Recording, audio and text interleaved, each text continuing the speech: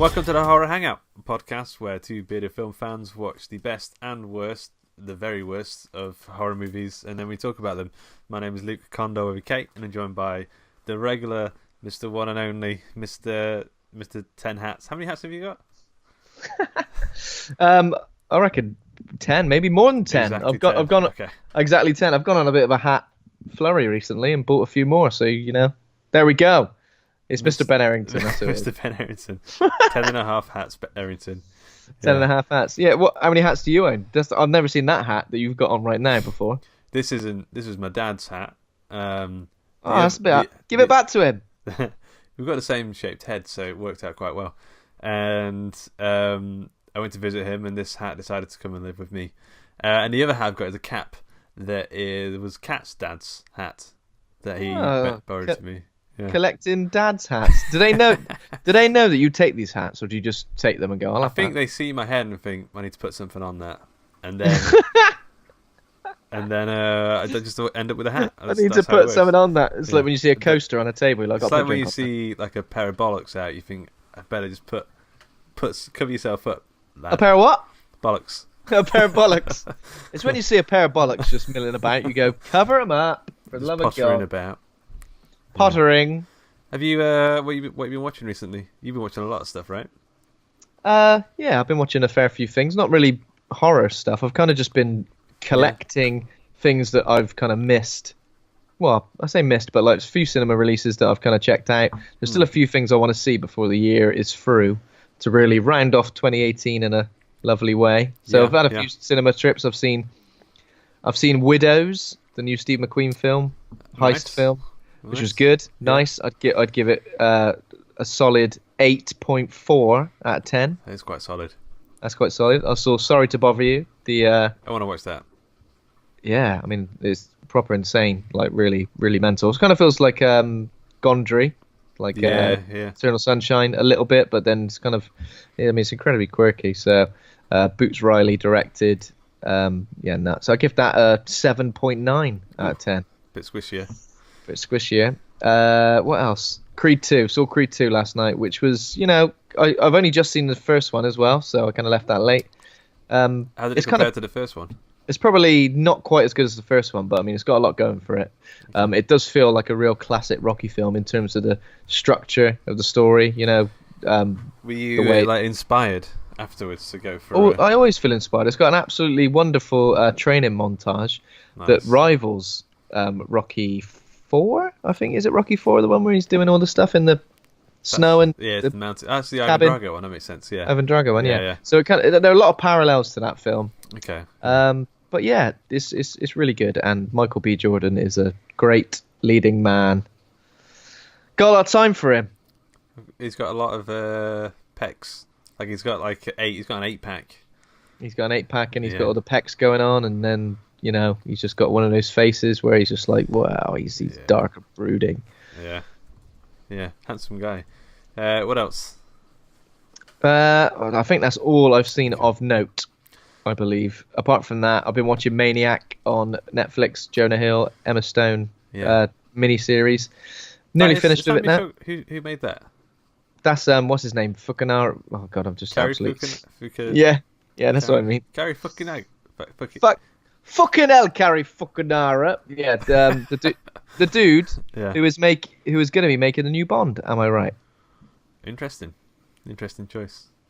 Yeah, I know it's because Danny Boyle got the boot, but yeah. So Maniac, True Detective. He made Beast of No Nation, the Idris Elba film, and now he's on Bond 25 pre-production. It's done all right. So, he's worked with Idris Elba before, has he? Yes. Does this mean that in his only other feature, I believe? Does this mean that we can expect Idris Elba to be Mr. Bond? Well, who's to say? I don't think so. I don't think that's going to happen. But at the same time, we can. If he's worked with Idris, he's also worked with Jonah Hill, so maybe Jonah Hill will be the next Bond. Okay. Now I'm in. Maybe Emma Stone will be the next Bond. Maybe you'll be the next Bond, Luke. Janie Bond. Yeah. James Bold. He'll be called James Bold. James, where did you get that hat? My dad. James Dad Hat Bond. Yeah. I think the only thing I've seen a couple of bits. I think we've been watching a lot of Impractical Jokers because that's just gone onto Netflix, and that's the kind of thing you can throw on, and like just you don't have to think at all. You just kind of chuckle along to it. But I remember I stuck on Jigsaw, like the new Saw film. That's on Netflix now. Have you seen that? No, I haven't. I kind of gave up on the Saw films. Yeah. Quite early You on. made the correct decision. There's so many things that annoyed me about this film. So I saw the trailer and it looked like a really cheap made-for-TV movie or episode of something. It looked naff. Naff is the word. But it's like so it's basically 4 people wake up in a Jigsaw style trap, and it pulls them through a series of things, and at the same time the police are trying to work out who is Jigsaw now because Jigsaw's dead and all this kind of stuff. But there's so many times where like it doesn't make any sense. It's so lazy. Like there's one bit where you find out why everyone's been put into the situation, because it normally works out that Jigsaw's testing them because of some bad thing they've done in their life. But one of them was like, James, you used to go out with your mates in a car, and then you got everyone drunk, and then jumped out of the car, and then the car crashed and your friends died. That was your fault, but you never told anyone. And I'm thinking, fucking hell, how do you know? You're well certain. You're like about to kill this dude. Yeah. But, like based on what? Like I just got a feeling. Yeah, I got a feeling about you. You're a bad egg. I got a feeling about you. I'm gonna rip your face off. Nonsense. I think I got to like the 3rd film of Saw, and it had so many unnecessary twists at the end where I was just like twists for the sake of twists. Yeah. Where that didn't make sense, weren't particularly interesting, and I think I just went, I'm kind of done for it now. And I really enjoyed the original Saw. I think you've got to think about it in the sense of like nipples. Like if you do one twist, it's quite pleasant. Any more twists and it starts to hurt. Get off me! Things start to go purple. Just leave me alone. Things start to go purple. Delightful. Yeah. But yeah, the first one, I want to watch it again. I've not seen it in a long time, but in my head it holds up. Yeah, I mean the first one, as far as I remember, I mean when that twist or the reveal at the end, I was really into it. I was like, no way, man! Oh my god! But then after a while, so I've never seen any others. And there's like 7, and then Saw 3D, and then. We're going to call this one Jigsaw. As soon as I saw there was a new one and people were getting hyped about it, I just said, absolutely no. It was the first time I realised, Jigsaw, Saw, that works as the word fits into that thing. I'm sure many people have thought of that before, but... Nothing gets past you, mate. It was a revelation to me. I used to think the original Saw was called Saw because there was a saw in the middle of the floor. But... yeah. Wait, no, is that always... Yeah. Yeah, that's why. Yeah, that's why I thought. But then all the other films are called Saw, but there's not really any saws involved. Sometimes they have like circular saws. Yeah. There's that guy on YouTube. I can't remember his name, but he did the whole thing. He was like, "Did you see Saw? Yeah, saw Saw. Did you see Saw 2? No, but I saw Saw 4. What did you see Saw 3 before? We saw Saw 3 4." That's a video. Wow. Well, I'm impressed by that because that sounds interesting. But your ability to recreate that as well. It's been pretty. That's gone through my head more times than I've seen the movies. You've been practicing it. When you're in the shower and you kind of sing along to a song. Sometimes I just do that. Did you see Saw? Yes, or Saw. What are you doing in there? Nothing. Just embarrassed to admit that. Yes, Saw. Did you see Saw? I'm seeing Saw right now. I feel a bit sore. Yeah. I'm washing. Yeah, man. But yeah, don't watch it. I'd advise not to. Don't watch that. Have you seen anything else recently apart from the film we're about to discuss? So quick look, Ballad of Buster Scruggs, the new Coen Brothers film. I've still got to see that. That's on the list for December. It's a bit slow going in places, but that's the tone of it. I feel like it's the movie equivalent of Red Dead Redemption 2. Very nice. Maybe it's a nice little. If you've been playing that game, this might be a nice little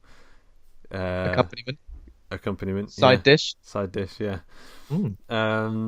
Yeah, it's good. There's a couple of sections in it that I really loved, and the rest are good. I'm probably not bothered about watching them again. Yeah. So it's like a sort of anthology series of shorts, essentially, in one film, right? 6 films, all musing about death, and there's like some that are more comedy, some that are more hard drama. Like there's one that's like got really cutting end to it that's just heartbreaking.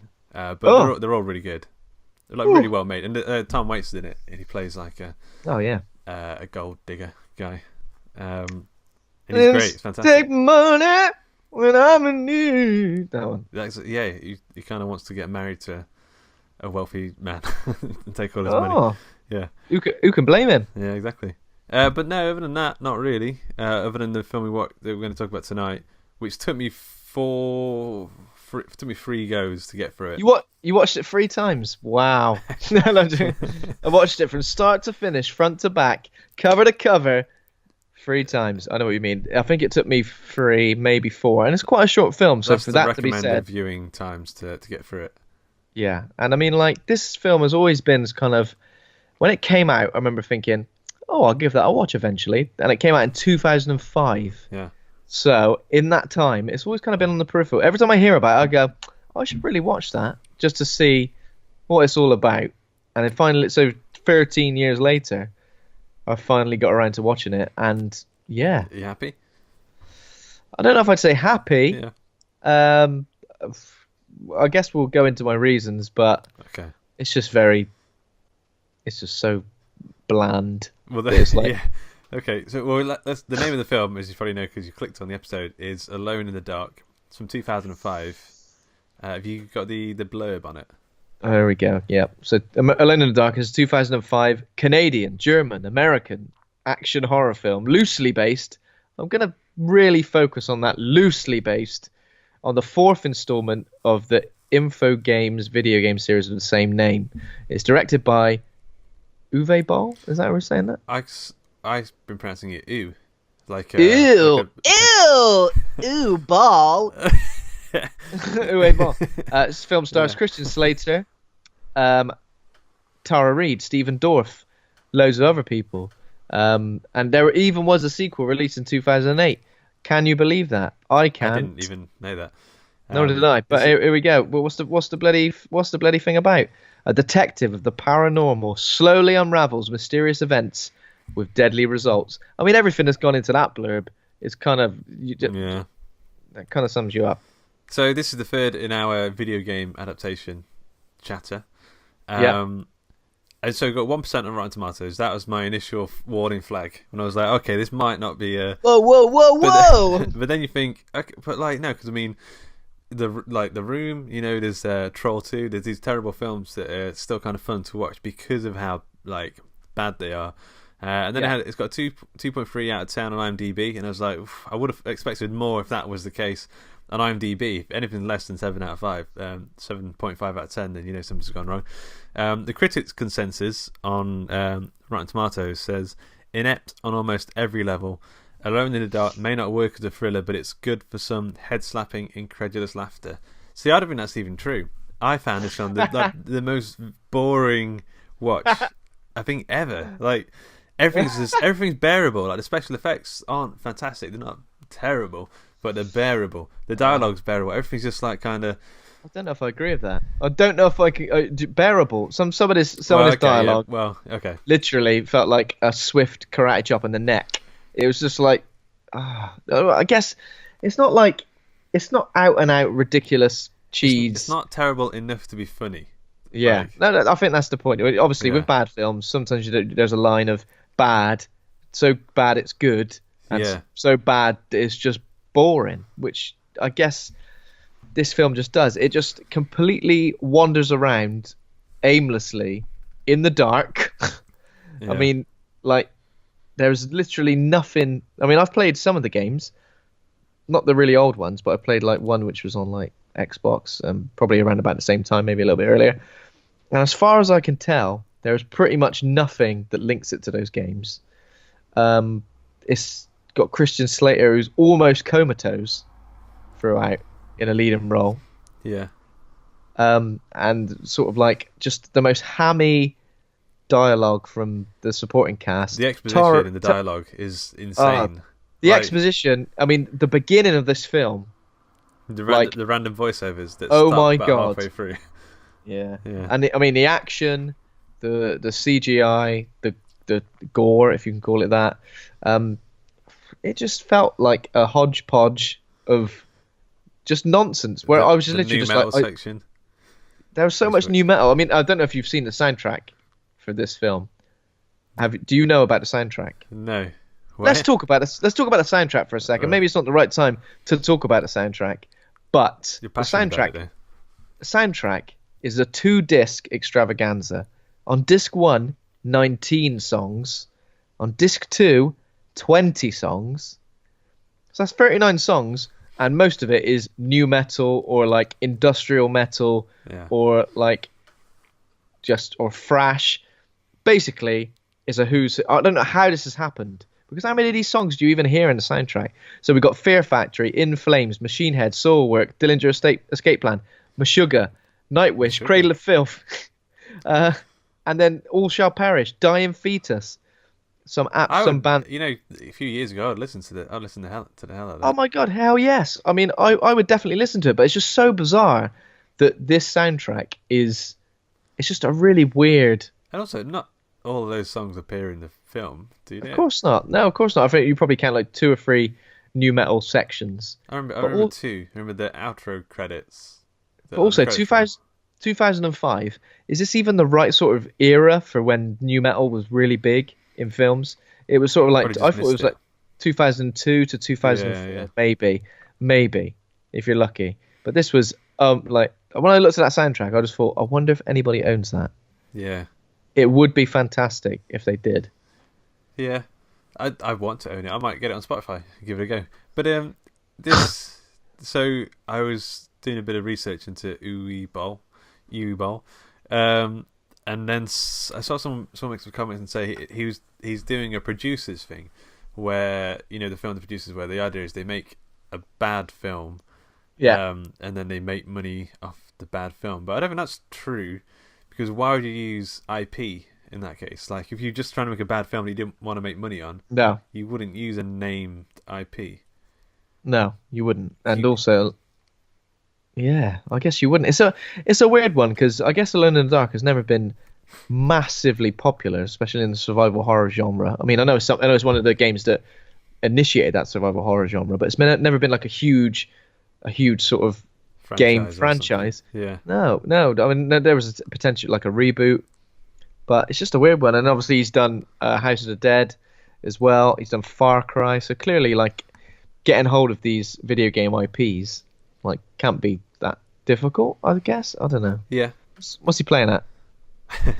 Yeah. I mean, he's an interesting guy. But this film, I don't like to make fun of films. Like, well, I guess I do in some ways, but I don't like to rip into something where I feel like someone's already been piled on top of. Do you know what exactly. I mean? It feels like this is going to be one of those films where we can't say anything that hasn't been said hundreds of times before, because it's been absolutely slated. But I guess we can just talk about our personal experience watching the film, which for the most part was just boredom. But I mean, there were definitely some parts where I was like, what the hell is going on? Yeah, I'm just so bizarre. Well, I mean, halfway through, I completely lost the plot. Like, literally, I have no idea what was going on. 100%. I had no idea what the stakes were. I had no idea what was the aim of this film. What did they have to do? Even though they kept like telling you what they were going to do next. Yeah, the exposition was there was absolutely loads of it. Even though that kept happening. Oh, she's in a bad mood because her husband's been missing for 5 years. Like, a really weird way to introduce someone. There's some really, really weird moments in this where I kind of felt like I want to rewind that and watch it again, but I can't be bothered. Yeah. Is it like, how long was this film? It felt about like 3 hours, like 2.5 hours or something. That's how long it felt, but I don't think it was. It was about an hour and 30. 20. It felt like 3 hours. Yeah, it felt like. Imagine you paid to watch this in the cinema. I doubt it even got a cinema release, did it? I think it did. In my head, it feels like a straight to DVD sort of jobbo. It could have potentially been that, but I do apologise. This was my suggestion. But to be fair, when I was thinking about video game horror movies, after Silent Hill, Resident Evil, I did kind of lose the plot a little bit and go, that exists. Yeah, but we watched it. I'm going to struggle a little bit with the plot, like I said. I don't think there's absolutely no way we're going to be able to go beat by beat. So let's just keep it vague. Okay. As the film kept it. Okay. But if you remember, how does the film open?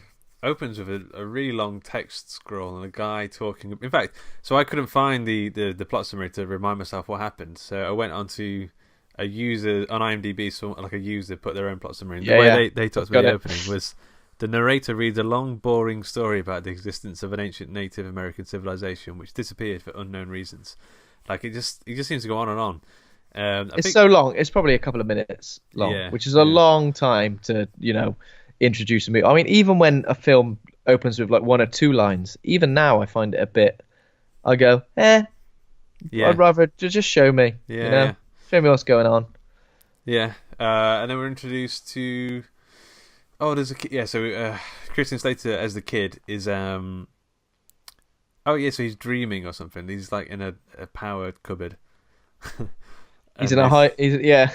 And then he's in a plane or something. And there's some creatures. Then he's on a plane and he has a weird exchange with a kid where a kid says something like, "My mom told me not to be scared of the dark." And he goes, "You gotta be scared of the dark, kid, because that's where there's loads of horrible shit." Or something. He says something like that. Yeah. And the kid goes, "What?" And then he gets in a taxi after he's been in there, and he has a really, really weird exchange with like the taxi driver, where the taxi driver is sort of just, "So what do you do? You wouldn't believe me. You wouldn't believe me if I told you." Like a kid, like a geeky kid or something, who likes to listen to new metal, I imagine. That's the target audience of this film. He's listening to Fear Factory in the car. Okay, yeah. And also, so he gets right in near the start here. We've got like a chase sequence. There's a big, bold guy who was a weird, like he looks like a henchman sort of guy. But why would they dress him like? So he's dressed in a white short sleeve shirt, which is too big for him. Yeah. And sort of like beige slacks. Yeah. He's got like really shitty sunglasses, which like wrap around your head. He's got like a little goatee. So he's supposed to be like a henchman or something, but he just looks like Kenny, who lives down a road, who collects figurines. Yeah. Also, what's his name? The costumes are crazy. I mean, Christian Slater's wearing a long dark coat, so you know he's a badass. Like, and he's a paranormal investigator type. I think he's got like a, he's carrying, I don't know, an item. He's carrying like a bit of tat that he's found, which is good for some reason. But yeah, do you know this fight sequence fighting with the dude was really weird? Like the physics didn't seem to work. Like there was a lot of like just jumping and just flying up. It was just very, very strange because like, go on.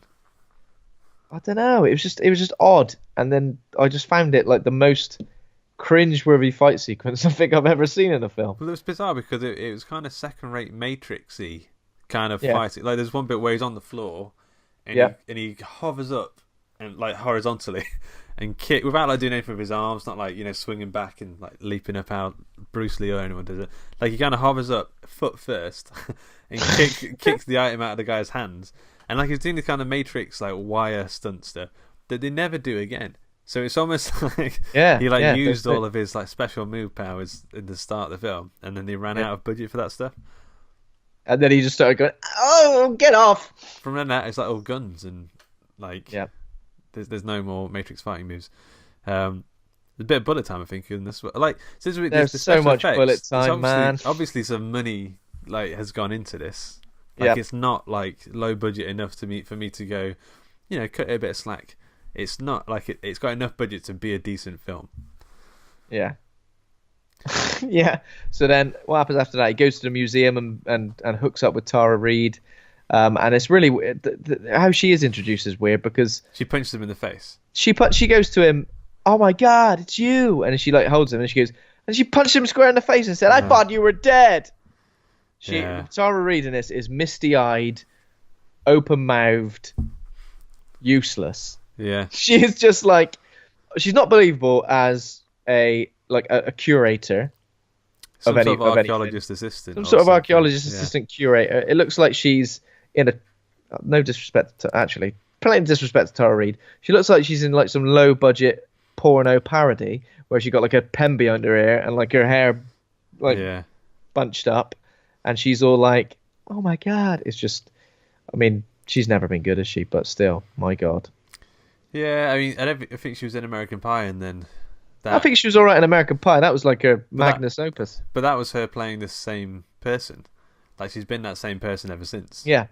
Yeah, so like, right, it worked in American Pie Yeah. as an attractive young lady, you know, with husky-voiced girl who don't take no shit. Basically, you're going to do that, but now you're an assistant curator for a museum. Okay, yeah. I got it. Okay, yeah. So what happens? Okay, so there's like some other professor now who's like involved in the museum somehow. He finds like a coffin made of gold somewhere on the ocean floor, but then like the person who's like the captain of the ship that's helping him collect it tries to steal it. Yeah. But then Hudgens manages to like somehow survive. Like everyone else ends up dead for some reason. There's evil spirits in it or some shit. Yeah, so there's mysterious creature. So there's like zombie-ish sort of creatures, not like people who are like zombies running around, and they don't look like they were dancers. Like they look like normal people, which you need. If you're gonna have creatures, you have dancers. You got a tiny dancer, don't you? Yeah. And then there's also these. They look a bit like the things from Pitch Black, I guess. A bit more dragony. I think they're never consistent. These things. There's always some sort of like weird dragony beast that kind of is sort of like in the dark. I don't know. I was a bit like, what the hell is that supposed to be? And they go invisible and stuff, and then loads of them attack, and then the lights cut out, and then we get like the first big nu metal scene, and it's just like they're just shooting guns. Yeah. For like 10 minutes. They're shooting guns and the flashes from the muzzle of the gun is like lighting up these creatures, and just it looks like cheap ass video game FMV. It reminded me in places of, despite being one of the best games of all time, the original Resident Evil has an opening which is like a live action opening. I know what you mean. Which is obviously super cheesy, action movie. Barry Burton, as they introduce each character. It reminded me of that. This moment reminded me of that, but obviously 10 years later. And yeah, exactly. Yeah. But that goes on for like 10 minutes, and we're introduced to Bureau 713, which is this sort of I don't even know what they actually do. I guess they're like BPRD. They're a sort of. What are you guys even doing around here? What are we paying you for? Well, we're just milling about. Yeah. Shooting our guns if any like creatures turn up for some reason. I was also getting some Relic Hunter vibes from it. I don't know if you. Yeah. I felt a little bit like that. Yeah. They've stolen the props from Relic Hunter, I think. Stephen Dorff, who I only really know from Blade. I remember him being pretty good in Blade. Yeah. But in this, he is without a doubt the best actor in this film. Like, he isn't great in this film. Yeah. But I still kind of think. I still kind of believe his character 10 times more than I believe anybody else in this film. Yeah. Especially Christian Slater, like he's got a long leathery trench coat on and like leather trousers are like a wife beater. He's got like the biggest fucking revolver. Yeah. Which just seems like overkill for someone who's like a paranormal investigator. I know he's coming up against all these creatures and stuff. I know that. But he's got a massive revolver that's going to break your wrist if you fire it. Yeah. Okay, so we get the impression that Christian Slater used to work with Stephen Dorff and Bureau 713, but he quit because he didn't like it. The benefits. The benefit system wasn't good enough. Pension scheme was standard, 4%. Yeah. No stocks and shares. Oh my god. And the car parking situation, terrible. But so what happens? Like, he says to Stephen Dorff, "Yo, man, there's these creatures knocking around. We need to go to like a big thing in the ground, big hole in the ground somewhere. Yeah, it's next to a big car park, I think. And he's like, oh, good, because I got nowhere to fucking park my car." There's a massive car park. There's absolutely thousands of spaces. Yeah. Thank God. At this time, we're introduced to more characters who I just instantly didn't care about or want to know about. The other agents who get their own little mini side stories, A and B story sort of stuff. It's like one of them can't get the lights to work. One of them gets trapped in a van. Yeah, there's like a dude who works at the museum as well. Who's got like a bit of a like a security guard dude who's also got a bit of a story where they're like, he gets like eaten by something. He gets covered of one-liners in. I think he ad-libs a bit, and then Uwe Boll was like, "That's solid gold, mate." That's absolute solid gold, mate. I'm putting that in. You're going to make you the lead of this. Method acts in there. I'm actually a security guard. Yeah, I'm working here tonight. Just popped in early.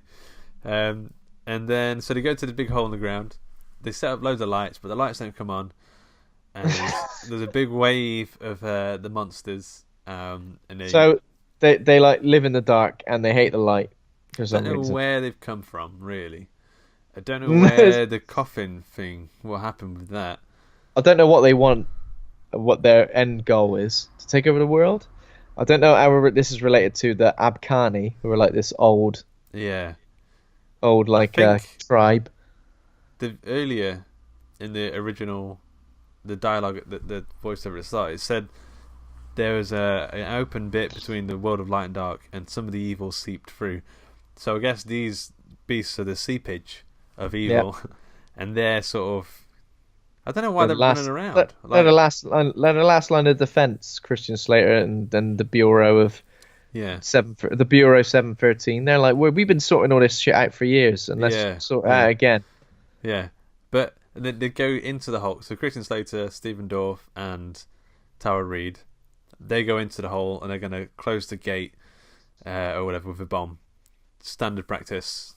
What are you going to close that gate with? I'm just going to close it. No, bomb it. Yeah, but that might make the hole bigger. Yeah, that's how bombs work. Bomb it.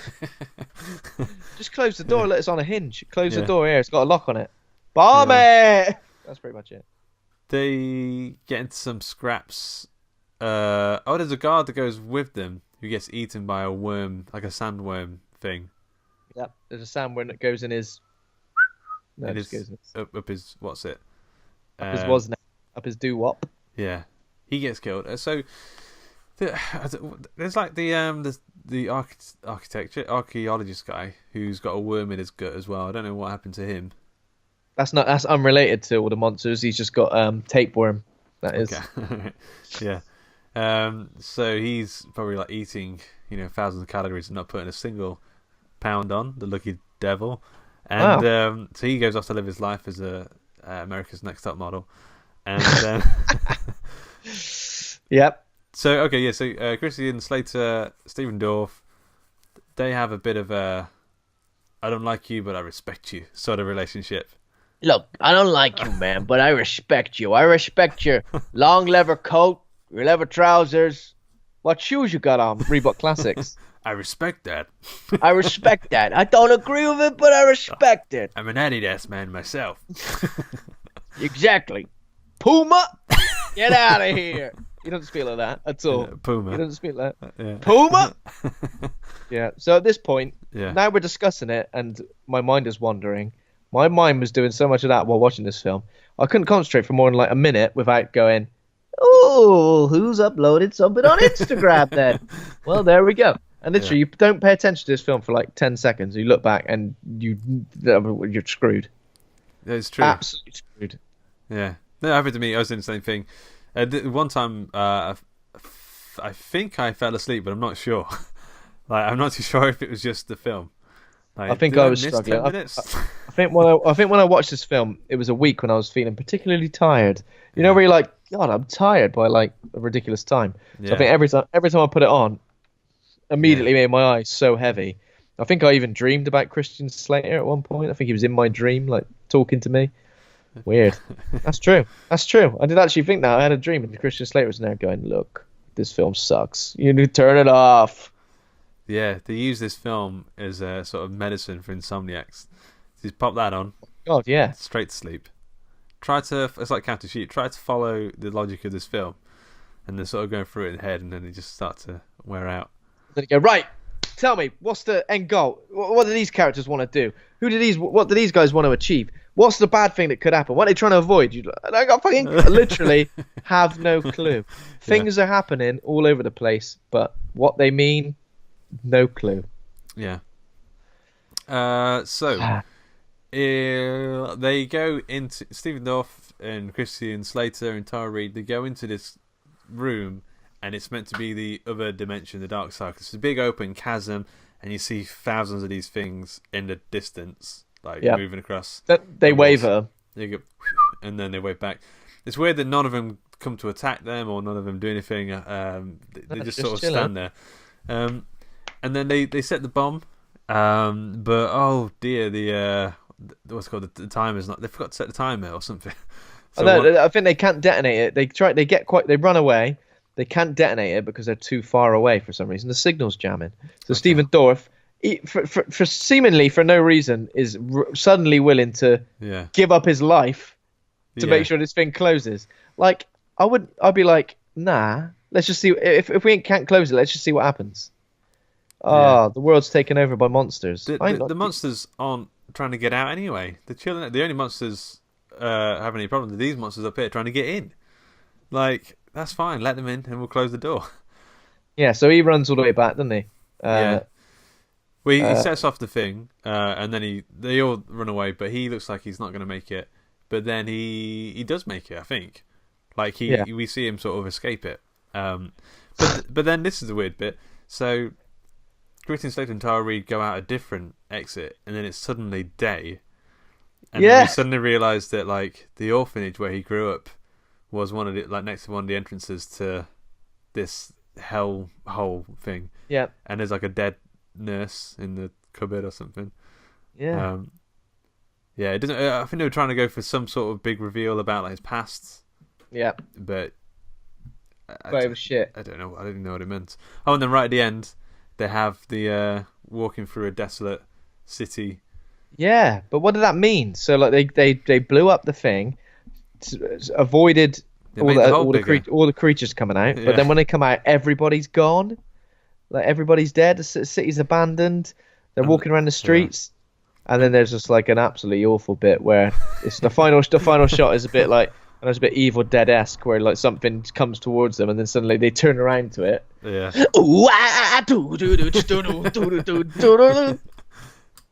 That's exactly it, those creatures. How can they be out in daylight if they were hurt by light? Yeah. Because the gate hasn't been closed properly. It's doors left over. Like they got run over at the end. They were like, there's no humans here. Oh no, there isn't. There's a van. What are you doing? Get on the fucking road. Get on the fucking road. He just pulls out his massive revolver. Boom, boom. Yeah. Fuck me. And then he spends the rest of his time in prison. And that's how it ends. So not the best. Oh, look at the end of the comments on this guy's plot summary. He says, "Aren't the monsters hurt by light because the gate hasn't been closed properly? The door has been left open for a second installment. In brackets, no, please." So it's just as confusing for other people. But there is a second installment. There is. I'm not going to watch it. Are you going to watch it? No, not on your Nelly. Okay. So we just have a look briefly at what the second film is allegedly about. Yeah. Yeah, you seem pretty excited about that. Let's have a look. So, when the night falls and the creatures of the dark are crawling out of the shadows, there is only one man who stands between us and evil, Edward Carnby. That's him. That's our hero. Great, that's it. He's played now by Rick Yoon. Who's Rick Yoon? Rick Yoon is the Asian dude who is the villain in Die Another Day. Remember the one with like all diamonds in his face? Yeah. Yeah, so they've made Edward Carnby Asian now. I mean, why not? Lance Henriksen's in it. It's funny when you look at the picture of the original game as well. Like the really old game. Edward Carnby looks like Nigel Thornberry. Yeah, he does. Cross between Nigel Thornberry and Ed Flanders. At some point, they decided to make the game more resi. Yeah, they did. Well, I think resi kind of took some elements from the original, Alone in the Dark, so I think it's kind of influenced a few different things. But yeah, it did eventually go a bit resi. But Maybe is he? Yeah. as far as one of the games I played was pretty good. Did you see they're doing a reboot of Resident Evil film adaptation? I sure did, yeah. So apparently it's going to be a lot more like Resident Evil 7. That makes sense. And it's going to be directed by the guy who made 47 Meters Down and The Strangers Pray at Night. Oh, right, okay. I thought James Wan was possibly going to be attached to it, or is he just going to be a producer? I don't know. I haven't seen Strangers Pray at Night. But 47 Meters Down was alright. I haven't seen that either. It was alright. Sharky, wasn't it? Yeah. Yeah, so that could be pretty cool. A reboot would be good. Hopefully it won't suck, and then they make 6 sequels to it anyway. Yeah, I don't think it'll be as bad as the thingy-majobby ones. But dude, I've got some trivia. This is quite hard to do. Jesus. I'm impressed. Number 1. What did Alone in the Dark win in 2005? Razzies? Close. All the Razzies? It won a Stinker Award at the Stinkers in 2005. Very nice. Number 2.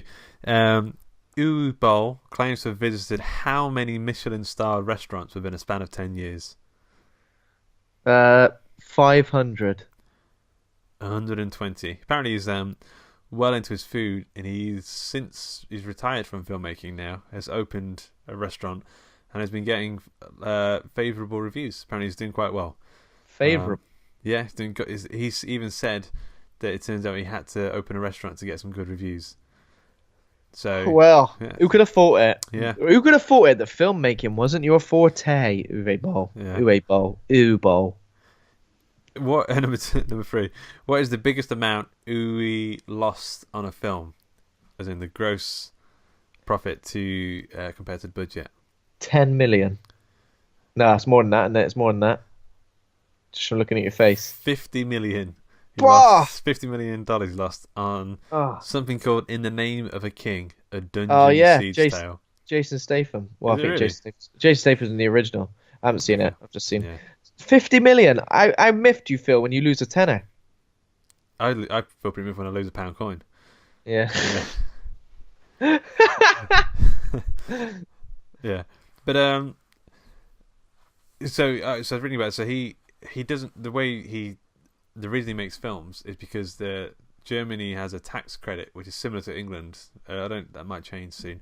Where if you're a business, you pump 50 million, well, let's say £10 million into a film, you will get 5 million, 40%, 50% of that knocked off of your taxes for that financial year.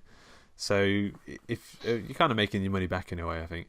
So he's probably done all right. He must have made his money somewhere else, and then he's just got all this money to pump into this. Yeah. But okay, number 4. You got to be kidding me! What ridiculous thing did Uwe do to film critics in 2006? What ridiculous thing did he do to them? He'd done a shit in a bag, and then he left it on one of their doorsteps. I don't know. Probably. I imagine that's probably true. But that's not the answer I'm looking for today. So, in 2006, he challenged several of his critics to a boxing match. Oh, yeah. I didn't know this. And then proceeded to pummel their heads off. Beat them all up. He beat them up? Beat them all up, yeah. So he won at the end, really. I'd rather see a dramatic retelling of that in film, wouldn't you? Yeah, I think that'd be quite cool. And number 5. Who did Uwe originally want for the lead roles of Alone in the Dark? Who did he originally want? Someone pretty famous? Yes, correct. It's Wesley Snipes. Well, Arnold Schwarzenegger. Dolph Lundgren. Christian Bale and Jessica Alba. He wanted Christian Bale and Jessica Alba to play.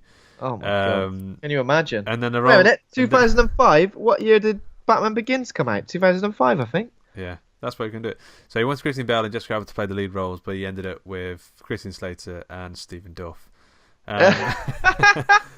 So, Alone in the Dark. Yeah. You need to rate the film. Oh. Do I have to? I mean, what is the lowest possible rating we do on Horror Hangout? I wouldn't want to give a film an F. It feels, I don't know, kind of mean. What about S? What, S for shit? Shite. What are we saying? Are we saying F is the very least we can give a film? I guess so. We normally do A. Yeah, because I think that's the way Andy worked out the percentages, the A to F, right? I'm gonna give it an F then, man. I have to because I think that's the most extreme dislike for a film. Like, I was just so bored. It's weird actually, because when I think about, I wasn't actively hating this film; I was just bored. But Jigsaw, I was actively angry about that because that had some like chops to it, but it was just really lazy and like. It's because sometimes you feel like a film, like it gets a lot of plaudits and it's popular and it's making money and it's just doing well at the box office and people are like, oh my god, have you seen the new Saw film? The new Saw film's out, all this shit. Oh, and you watch it. Yeah, Saw. You see, can't help it. It just goes to you just see all that shit. You see all that shit Yeah. that comes out with it, which is basically just like the whole hype train. And I go, what looks nonsense. And Yeah. even though it gets absolutely panned critically, it probably still made a decent amount of money. And then you just think about all the lazy things that go into it, like the stuff you explained. Yeah, I bet It just- Uwe put a lot of effort into getting this thing done. Like at the end of the day, he's made not just one film, he's made a lot of films. Whereas I kind of feel like the filmmakers behind Jigsaw were phoning it in. I was at work today and I was overhearing a conversation about The Last Jedi, and I heard someone say it's the worst film I've ever seen in my life. And I'm not a massive fan of Last Jedi, but I was like, you haven't seen Alone in the Dark.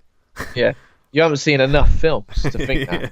Yeah, totally. Yeah, this film is inept. The worst film they've ever seen. Like, I'm not going to attack that person that you work with, but that's just not true unless they've watched no film. The Last Jedi, film. The Last Jedi, and The Dark Knight. Yeah. This is the worst film I've ever seen. You've only seen 2 films. Well, yeah, but you got to rank them somehow.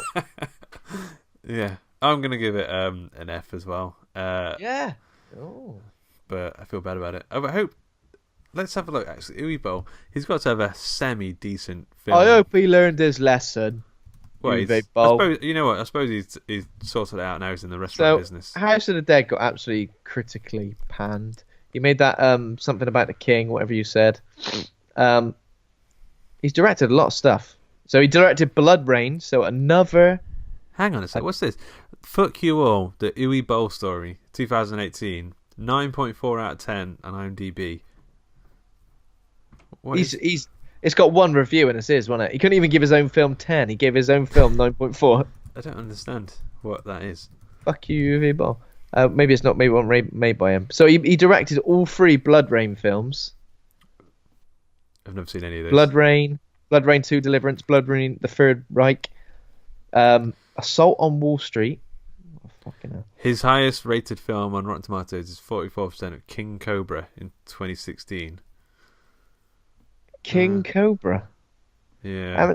It isn't even down on his filmography page. Well, he's just a producer, executive producer. He probably just put money in. Oh. That's I wanna know, what's his best direction? It doesn't say on thingy because it's just all mixed Far up. Cry. He also made it. Oh, I'm looking at all these posters and it just literally makes me feel sick. He was in a film called In the Name of the King, which had Jason Statham, Ron Perlman, Ray Liotta, Burt Reynolds, Matthew Lillard. Assault on Wall Street. He was the director of that, and that's got 25% of Rotten Tomatoes. I think that might be his highest rated one he directed. There we go. Did you also see Alone in the Dark, which he directed? Did I see Alone in the Dark? Sorry, no. House of the Dead. Sorry. So based on the games. No. So there was the first one, and there was House of the Dead too. But yeah, that was utter dog shit as well. Alone in the Dark. Blood Rain 2 has 0% of Rotten Tomatoes. Wow. Wow, and then stinky tomatoes. There was a House of the Dead 2. I'm just looking at the cast. Don't know why I'm telling you this. There was someone called Sticky Fingers was in House of the Dead. Sticky Fingers, yeah, from the Sticky Fingers story. Yeah, I know him. He's a rapper. His real name's Kirk Jones, but his stage name is Sticky Fingers. And Sticky Fingers. What could he mean by that? Well, he must be in the Sticky Bandits. Yeah, or he's been mucking around with a Pritt stick. Mucking around with a Pritt stick. We've all done it. You know, We've all done it. Don't sniff it. we all did that thing where we're making Warhammer models and we put the glue in our fingers and glue our fingers together. That's what he's done. And it's satisfyingly pulling them apart. Yeah. Oh, it's never going to come apart again. And you get a little panic moment. So when you put your finger in a bottle and you think, oh no, I've gone too far. And you suddenly panic, you can't get your finger out. Oh, fuck me. And But that's you're you're going to have to live like that now. Imagine that moment when you're in A&E, feel like a right twat. He got a saucepan on his head again, hasn't he? Does that happen anymore? Does people get saucepans on their head anymore? I didn't know that happened. How did they get stuck on their It head? happens in cartoons, doesn't it? Yeah. They must have they must be making caramel or something. Like something super sticky. But then, if they're making caramel, why have they ended up putting it on their head? Well, it's a cartoon, isn't it? There's no logic there. Oh, so you're going to try and reason with me, and then you're just going to hit me with that. It's a cartoon, mate. Get over it. God. Take life so seriously. Okay, speaking of taking that seriously, what are we doing next week? Oh, we're doing an end of year roundup thing. Yeah, so I think we're going to do a little roundup for the end of the year. I guess we're going to talk about our favourite horror films of the year, but also new discoveries, what we're going to do now we've done finished the list, because we finished the list and then we've kind of been treading water a little bit, haven't we? Yeah, I feel like we need a project in place. We need a project, we need a plan in place. I know we've discussed perhaps watching a series of films by the same writer, the same director. Uwe Boll. Possibly. We're just going to keep doing Uwe Boll movies. Yeah, because I think if we tackle another list, I think we're possibly going to end up, it's going to have a lot of the same films on it. But, I'm sure we could work something out. Any suggestions, of course, by listeners would be nice. If there's anything you want to hear us review, I think we could take several of the best of horror films ever lists, and we could collate a B list out of all of the ones that we haven't seen on there. That could be a good idea. Yeah. The B list. The B list, yeah. Did you know B movies, that term, comes from when you think of B movie, you think of like Roger Corman movies and that kind of thing. But B movie just meant the film that used to play before the big movie, like the big premiere. Shit. Yeah, Roger Corman films were never B movies; they were always A movies. Oh, just leave tarnished with that. Yeah, exactly. Yeah. I'm going to be thinking about that all night, man. Yeah. I think Rosemary's Baby was a B movie, wasn't it? I think that was paired up with something else when it came out. Oh, really? Oh, The Wicker Man. I think The Wicker Man was a B movie. That's not what you think of about when you think about a B movie. That's not what comes to mind. Definitely not. Tits and folk songs. Never. Tits and and burning. Yeah. Okay, man. This show is brought to you by Hawk and Cleaver. Head over to hawkandcleaver.com. Become a patron over at patreon.com/Hawk and Cleaver. Thanks to Kovacs Cameron for our theme music. Thanks to Acast for hosting the show. Thanks to the listeners. If you enjoyed the show, please consider giving us a 5-star rating review on iTunes. Remember to subscribe. And thanks to my co-host Ben for being a right or a dude. Thank you so much, Luke. Thank you so much for everything. Oh, you're welcome. You're very welcome. All right. Done.